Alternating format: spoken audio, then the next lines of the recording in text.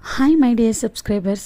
మా చిట్టి రాక్షస్ని బెంచ్ మీద పార్క్లో కొన్ని ఫొటోస్ తీద్దామని చెప్పి అనుకున్నాము. ఆ పప్పులే ఉడకవని చెప్పి దిగి వచ్చేస్తుంది. ఇంకా సర్లే అని చెప్పి ప్లే ఏరియాకి అయితే మళ్ళీ వచ్చేసాము. ఇంకా మా కెవిన్ని ఇంకా వదిలేసాం. నీకు ఇష్టం వచ్చినట్టు ఆడుకో కెవిన్ అని చెప్పి ఇంకా చక్కగా వాడైతే ఆడుకుంటున్నాడు అనమాట.